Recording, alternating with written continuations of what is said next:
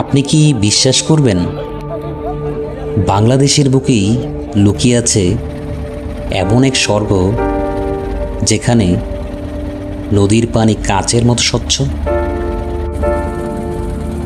যদি কেউ আপনাকে বলে বাংলাদেশেও মালদ্বীপের মতো স্বচ্ছ পানি দেখা যায়, বিশ্বাস করবেন? আজকের ভিডিওর শেষে উত্তরটা আপনি নিজেই পেয়ে যাবেন।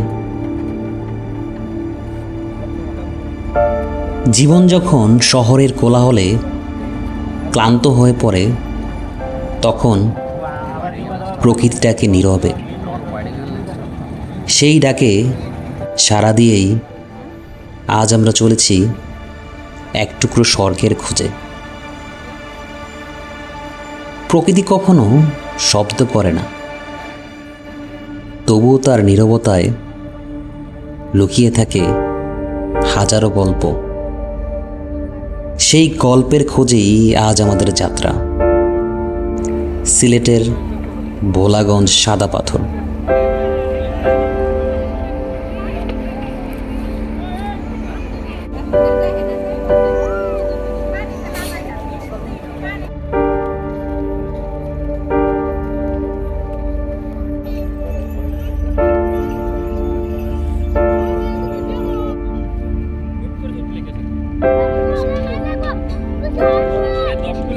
তো কথা না বাড়িয়ে চলুন মূল ভিডিও শুরু করা যাক।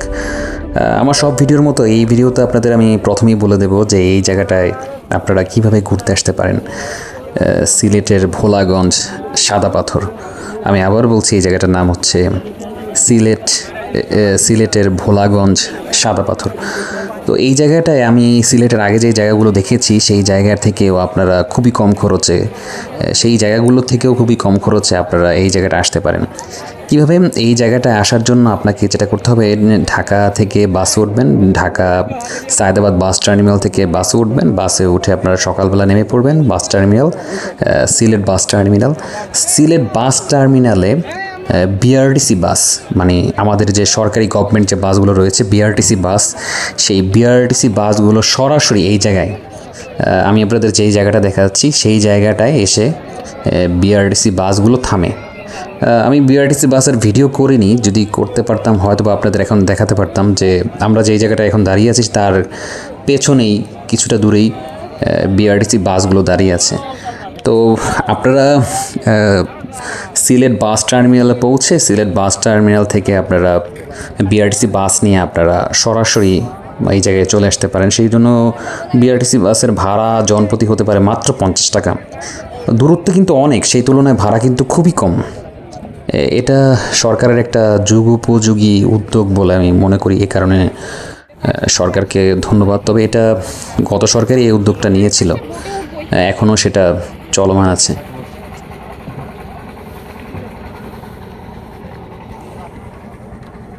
ঘাটে পৌঁছানোর পরেই আমরা টিকিট সংগ্রহ করি। এই নৌকাগুলোতে চড়েই আমরা যে সাদা পাথর যে দর্শনীয় স্থানটি রয়েছে সেখানে আমরা যাব। তো সেখানে যাওয়ার জন্য আমরা নৌকায় ওঠার জন্য আমরা টিকিট সংগ্রহ করি, টাকা দিয়ে টিকিট সংগ্রহ করি, এবং টিকিট সংগ্রহ করে কিছুক্ষণের ভেতরেই আমরা এই যে দেখতে পাচ্ছেন এই ট্রলারটিতে উঠি। এই ট্রলারটা আসলে দেখতে খুবই সুন্দর ছিল, আপনি ভালো করে লক্ষ্য করলে দেখবেন খুব লম্বা, উপরে ছাউনি দেওয়া, এত চমৎকার লাগছিল আমার, যেটা আমি ভাষায় প্রকাশ করতে পারবো না। এই জিনিসটা যেটা দেখতে পাচ্ছেন টাওয়ারের মতো কেবল দেখতে পাচ্ছেন, এই জিনিসটা সম্পর্কে বলি, কারণ আমার সব ভিডিওতেই আপনি এই জিনিসটা দেখতে পাবেন। যখন আপনারা যাবেন এই জিনিসটাকে দেখতে আপনাকে ভুতুরে মনে হবে এবং খুবই আকর্ষণীয় একটা জিনিস মনে হবে। তো এই জিনিসটা সম্পর্কে বলে নিই। আপনারা ভোলাগঞ্জ সাদা পাথর যখন আপনারা এরকম ট্রলারে করে যাওয়ার সময় আপনারা দেখতে পাবেন এরকম টাওয়ারগুলো। এই টাওয়ারগুলো ছিল কেবল কার। যে কেবল কার বলতে আমি বোঝাচ্ছি, কেবল এক ধরনের গাড়ির মতো থাকে যেটা এক জায়গা থেকে আরেক জায়গায় যায়। এই টাওয়ারগুলো ছিল সেই কেবল কার। বর্তমানে নেই, কারণ মাঝখানে যে টাওয়ারগুলো ছিল সেই টাওয়ারগুলো নষ্ট হয়ে গিয়েছে। অতিরিক্ত পাথর উত্তোলনের কারণে আমি যেটা দেখে বুঝতে পেরেছি যে অতিরিক্ত পাথর উত্তোলনের কারণে এটা নিচ থেকে পাথরগুলো সরে গিয়ে এই এই এই জিনিসটা নষ্ট হয়ে গিয়েছে। এটা এখান থেকে নদীর এপার থেকে মানুষ আগে উঠতো, তারপর উঠে গিয়ে নদীর ওপারে ওপারে একটা জায়গা আছে, সেই জায়গায় মানুষ নামতো। তো জিনিসটা থেকে খারাপ লাগলো যে এত সুন্দর একটা জিনিস ছিল, কিন্তু সেই জিনিসটা আমাদের কারণেই আমরা হারিয়ে ফেলেছি। তো মানুষরা কোন জায়গায় নামতো সেই জায়গাটা আমি আপনাদের দেখাবো। আমার শুরুতে আমি ভিডিওতে আমি জায়গাটা দেখিয়েছি, তারপরও আমি আমার মাঝখান দিয়ে ভিডিও চলাকালীন সময় আমি দেখাবো যে কোন জায়গায় কেবল কারে করে মানুষ নামতো এবং উঠতো, সেই জায়গাটাও খুব সুন্দর আমি দেখাবো। এভাবেই যাচ্ছিলাম, আমরা দেখছিলাম যে আমরা এখানে এসে পৌঁছাই 3টার সময়। যারা সকালে গোসল করতে নেমেছিল তারা এখন ফেরত যাচ্ছে, দেখতে পাচ্ছেন এই ট্রলারে করে ফেরত যাচ্ছে। সারাদিনই এখানে গোসল করা হয়, কিন্তু আসরের পরেই কিছুক্ষণ পরে, আসরের পরে 2 ঘন্টা বা 1 ঘন্টা পরেই এখানে গোসল করা বন্ধ হয়ে যায়। আপনারা যেই জায়গাটা দেখতে পাচ্ছেন এই জায়গাটা কিন্তু আসলে মূল আকর্ষণীয় জায়গা না, আমরা ট্রলার দিয়ে সেই জায়গাটায় যাচ্ছি। ট্রলার দিয়ে এই যে পাশে সামনে দেখতে পাচ্ছেন কি বিশাল বড় বড় পাহাড়। হয়তোবা আমি আপনাদের ক্যামেরায় সম্পূর্ণ দেখাতে পারছি না। এই পাহাড়গুলো অনেক উঁচু, এতটা উঁচু যে আমি সামনে গিয়ে দেখতে পেয়েছি যে পাহাড়গুলোর উপরে দেখা যায় না অনেক সময়, কারণ মেঘ ঢেকে আছে, এরকম অবস্থা। আরেকটা আশ্চর্যের বিষয় হচ্ছে, আমরা কিন্তু বাংলাদেশে কিন্তু অনেক জায়গায় পাহাড় কিন্তু দেখেছি, যেমন আমাদের এখানে কক্সবাজার পাহাড় রয়েছে, তারপরে খাগড়াছড়ি বলেন এখানেও পাহাড় আছে, খাগড়াছড়ি সহ বান্দরবন বলেন সেই সব জায়গায় কিন্তু পাহাড় আছে। কিন্তু এই পাহাড়গুলো একেবারে ভিন্ন। আমি কেন বলছি এই পাহাড়গুলো ভিন্ন, এই পাহাড়গুলো আমি খুব ভালো করে লক্ষ্য করে দেখলাম যে এই পাহাড়গুলো যখন আমি খুব কাছে গিয়েছিলাম তখন আমি দেখতে পেয়েছি যে এই পাহাড়গুলো কোনো মাটির তৈরি পাহাড় না, এই পাহাড়গুলো সম্পূর্ণ পাথরের পাহাড়।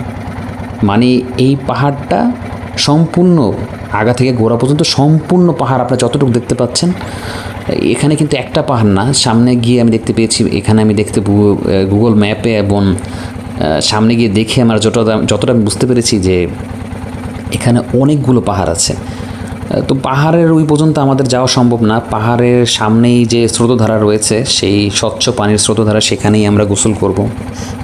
গোসল টোসল করে আমাদের ফেরত আসতে হবে, কারণ পাহাড় ওই পর্যন্ত যাওয়া আমাদের সম্ভব না, কারণ এই পাহাড়গুলো সবগুলো পাহাড় ভারতের অংশ।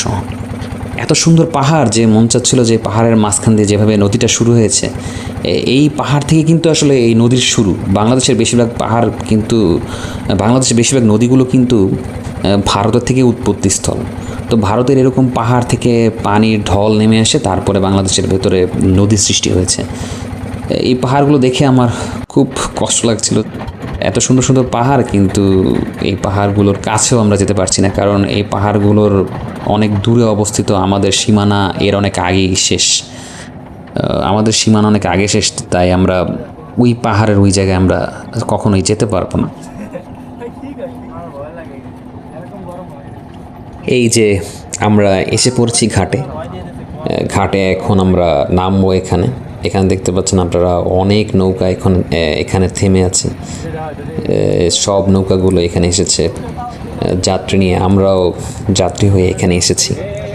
আমরা এখানে নামবো, তারপরে নেমে আমি যতদূর জানি যে এখান থেকে নেমে আরও অনেক দূর আমাদের হাঁটতে হবে, হেঁটে তারপরে আমরা ওই সাদা পাথর স্বচ্ছ পানির ধারা সেখানে গিয়ে আমরা গোসল করব।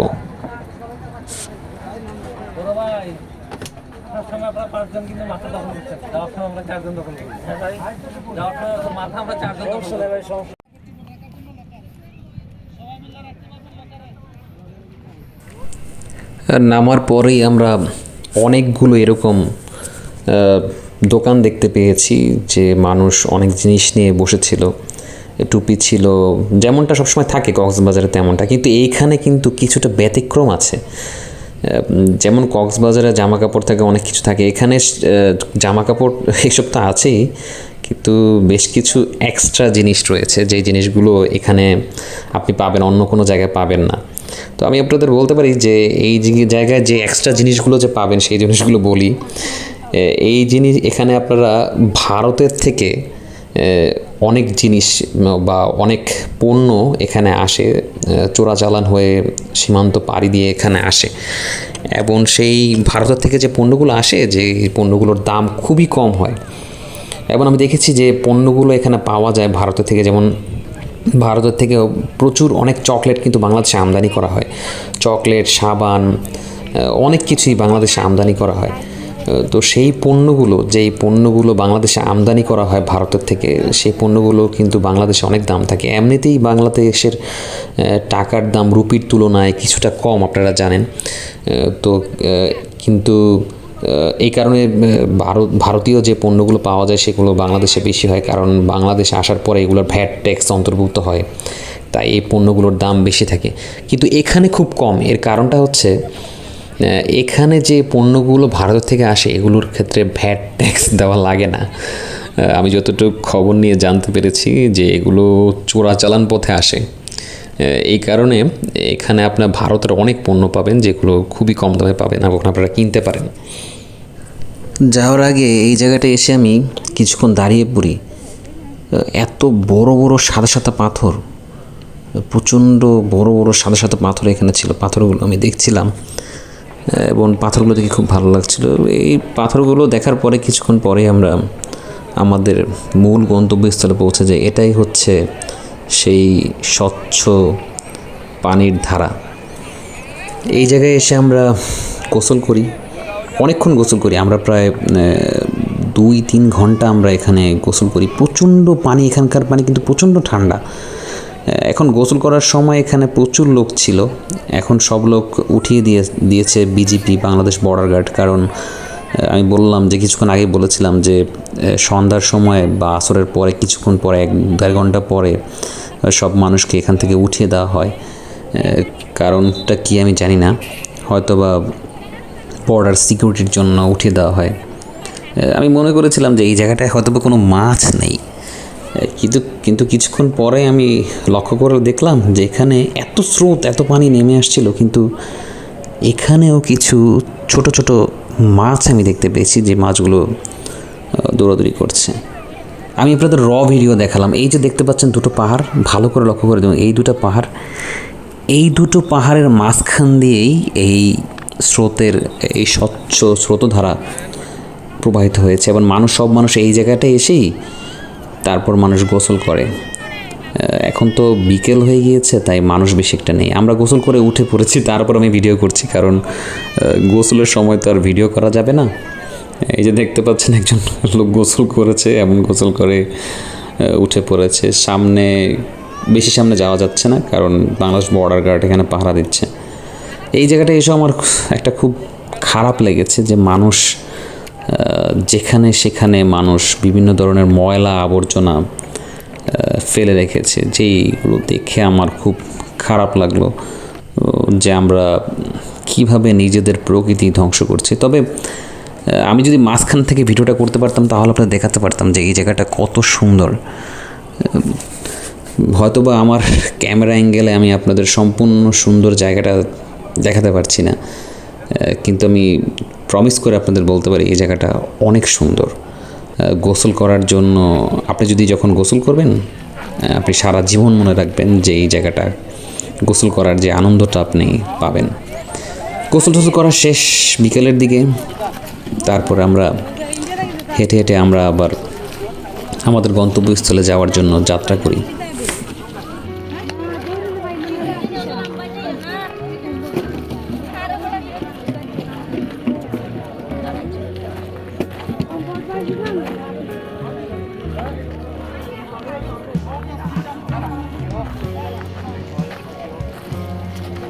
আশেপাশে এরকম প্রচুর দোকান ছিল। আমি আগেই বলেছি আপনাদের যে এই ছোট ছোট দোকানগুলো, অস্থায়ী যে দোকানগুলো, সেই দোকানে প্রচুর পরিমাণে ভারতীয় বা ইন্ডিয়ান যে পণ্যগুলো রয়েছে, কোয়ালিটি সম্পন্ন যে প্রোডাক্টগুলো রয়েছে, যেমন বিভিন্ন ধরনের প্রসাধনী সামগ্রী এবং চকলেট, সাবান, এরকম অনেক ধরনের জিনিসপত্র এখানে পাওয়া যায়।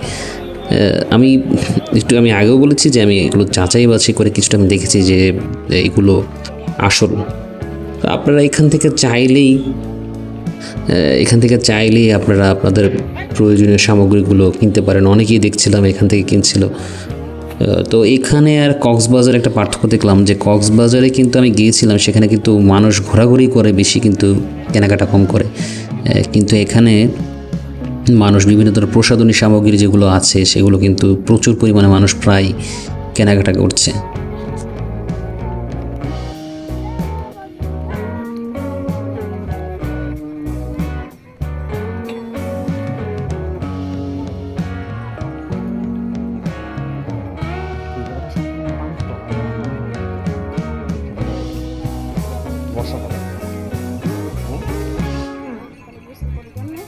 মানুষ অন্য জায়গায় ওই কাছতে কুছতে যাবে ওই জায়গায় যায়।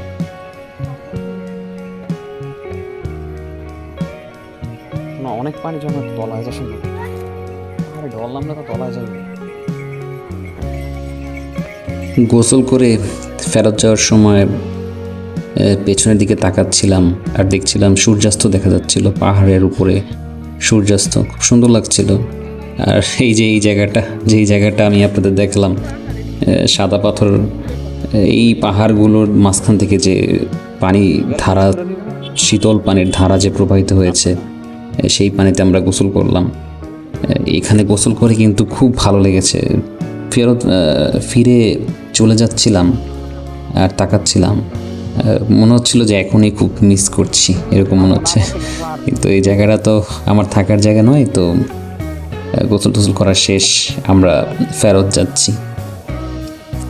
সকল উন্নয়নমূলক কাজ হয়েছে, বাকি উন্নয়নমূলক কাজগুলো আপনাদের দানের দ্বারাই করতে হবে। হাজার হাজার টাকা খরচ করে সাদা পাথর দেখার জন্য সিনারও খরচ করবেন। আল্লাহ তাআলার প্রকৃতি সৌন্দর্য দেখে যাওয়ার সময় নেক নিয়তে যে যতটুকু পারেন একটু মেহেরবানি করেন। সাদা পাথর মসজিদের উন্নয়নমূলক কাজের জন্য আপনাদের তৌফিক অনুযায়ী দান করে যান। আমিন। আসসালামু আলাইকুম পর্যটক ভাই বোনেরা। এখানেও কিন্তু কক্সবাজারের মতো একটা বিষয় আমি লক্ষ্য করেছি। আসলে দেখতে জায়গাটা অনেকটা কক্সবাজারের মতোই মনে হচ্ছিল। সুন্দর বালু, সামনে পানি, অনেকটা দেখে কক্সবাজারের মতোই মনে হচ্ছিল। যে মানুষ, এই যে দেখতে পাচ্ছেন, মানুষ এখানে ঘোড়ায় চড়ছিল, ঘোড়ায় চড়ে হাঁটাহাঁটি করছিল, ঘুরে বেড়াচ্ছিল। এটা আমি দেখেছিলাম কক্সবাজারে মানুষ এরকম ঘোড়ায় চড়াচড়ি করে, চড়ে মানুষ একটু উপভোগ করে। এখানেও দেখলাম সে একই বিষয়। আমি মনে করেছিলাম সম্ভবত মানুষ কক্সবাজারেই হয়তো বা ঘোড়ায় চড়ে, কিন্তু দেখলাম এখানেও মানুষ ঘোড়ায় চড়ে আনন্দ করে। এই যে আরেকজন দেখতে পাচ্ছেন যে ঘোড়ায় চড়ে যাচ্ছিল। এই ঘোড়াগুলো কিন্তু বেশি দূর যেতে পারবে না, কারণ আমি আগেই বলেছি যে পাহাড়গুলো যেই জায়গায় দেখতে পাচ্ছেন সেই জায়গাগুলো ইন্ডিয়ার বর্ডার। এই যে আমি যেই জায়গাটা দেখতে পাচ্ছেন, আপনি সাইডে যেই স্ট্রাকচারটা দেখতে পেলেন, এই স্ট্রাকচারটাই কিন্তু সেই জায়গা যে যে ক্যাবল কারগুলো রয়েছে। আমি আপনাদের আগে বলেছিলাম যে ক্যাবল কারগুলো আমি দেখিয়েছিলাম যে এই ক্যাবল কারগুলো কোন জায়গায় এসে মানুষ থামে। ওই জায়গাটাই কিন্তু মানুষ ক্যাবল কারে আসে এবং এসে ওই জায়গাটায় আগে নামতো। তো ক্যাবল কার খুব সুন্দর একটা জিনিস ছিল, যেটা এখন নেই। এটা এখন তো বলে আর লাভ নেই। এই জায়গাটাই সেই জায়গা। এই যে দেখতে পাচ্ছেন যে মানুষ ক্যাবল কার দিয়ে এই জায়গাটাই মানুষ নামতো এবং এই জায়গার থেকে মানুষ উঠে আবার ওপার যেত। এই সেই জায়গাটা আমি একটু জুম করে আপনাদের দেখালাম।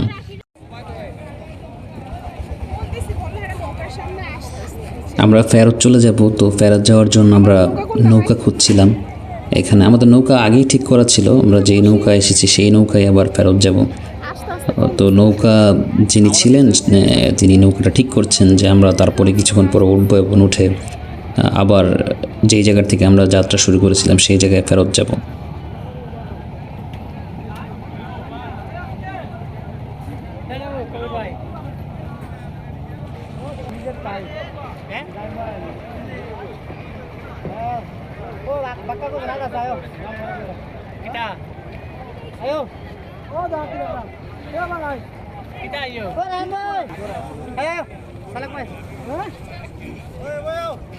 আমি বারবার পেছনের দিকে তাকাচ্ছিলাম। এই পাহাড়ের ঢল, পাহাড়ের থেকে বেয়ে আসা পানি, যে পানিতে গোসল করেছি সেই জায়গাটা আমি খুব মিস করছিলাম। চলে যাচ্ছি, বারবার তাকাচ্ছিলাম আর মিস করছিলাম যে এত সুন্দর একটা জায়গা যেই জায়গাটায় মনে হচ্ছিলো যে গোসল করার জায়গাটা প্রতিদিন গোসল করতে পারলে ভালো লাগতো আসলে, কিন্তু এই জায়গায় তো প্রতিদিন আমার পক্ষে গোসল করা সম্ভব না, কারণ আমি এই জায়গায় থাকি না।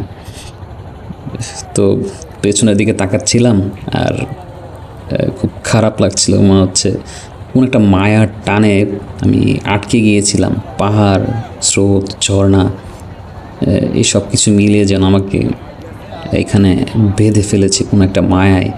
তাই আমি বারবার পেছনের দিকে তাকাচ্ছিলাম।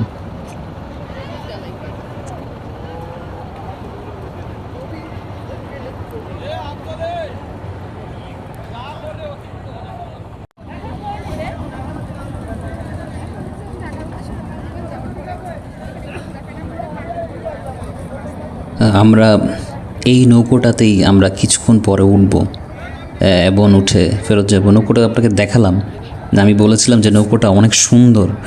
আপনারা দেখতে পাচ্ছেন যে নৌকাটা আসলেই অনেক সুন্দর। দেখে মনে হচ্ছিল যে আসলে কাশ্মীরে মানুষ যেই ধরনের নৌকায় চড়ে, নৌকাটা দেখতে অনেকটা তেমনই মনে হচ্ছিল। সুন্দর ঝলমলে চকচকে পরিষ্কার পরিচ্ছন্ন নৌকো দেখে খুব ভালো লাগছিল। আমরা নৌকোতে উঠে গিয়েছি এবং আমাদের ট্রলারটা ছেড়ে দিয়েছে। আমরা ধীরে ধীরে ট্রলারটা চলছে, আমরা আমাদের গন্তব্যের দিকে যাচ্ছি।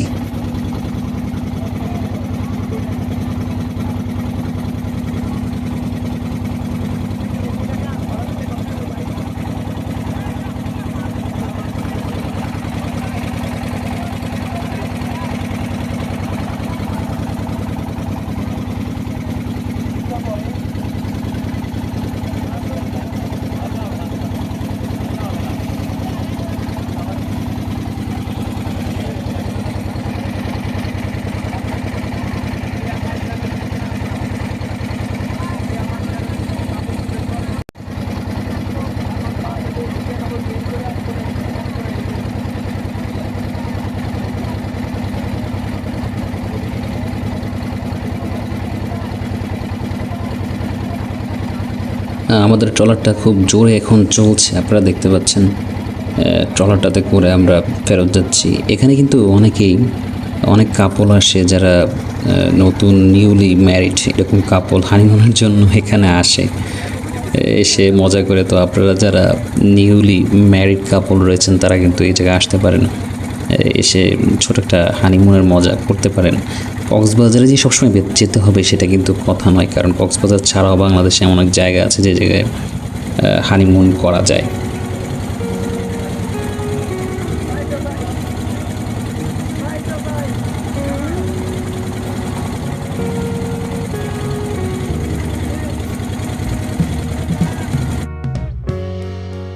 আমি আমার ভিডিওর প্রায় শেষ পর্যায়ে চলে এসেছি।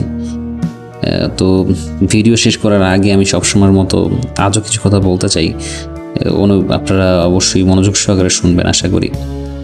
আমার এই ভিডিওটা কেমন হয়েছে বা কোন কোন জায়গায় আমার ভিডিওগুলোতে ইমপ্রুভ করা উচিত, বা এই ভিডিওতে কোন কোন জায়গায় আরও ইমপ্রুভ করার সুযোগ রয়েছে, এই বিষয়গুলো যদি আপনারা কমেন্ট বক্সে কমেন্টের মাধ্যমে আপনারা জানান তাহলে আমি খুব উপকৃত হব। তাই আপনাদের কাছে অনুরোধ থাকবে অবশ্যই আপনারা মন্তব্য করে আমার ভুলটা ধরিয়ে দেবেন, কারণ আমি সবসময় আপনাদের বলি সেটা হচ্ছে আমি কি ভুলগুলো করছি বা আমার কোন জায়গায় ইমপ্রুভ করা উচিত, কীভাবে ইমপ্রুভ করা উচিত, সেটা কিন্তু আমি কখনো ধরতে পারবো না। আপনারা যারা দর্শক রয়েছেন আপনারা ঠিক আমার দর্পণের মতো, মানে অনেকটা আয়নার মতো। আপনারা হচ্ছেন ঠিক আমার স্বচ্ছ আয়নার মতো।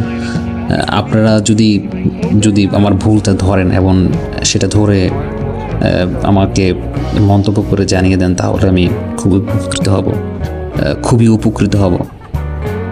আর আরেকটা অনুরোধ থাকবে, সেটা হচ্ছে সবসময়ের মতো অবশ্যই আমার চ্যানেলটা আপনারা সাবস্ক্রাইব করবেন, একটা লাইক দিবেন, তাহলে এরকম আরও অনেক ভিডিও পাবেন যেসব জায়গায় আপনারা আপনাদের প্রিয়জনকে নিয়ে ঘুরতে যেতে পারেন।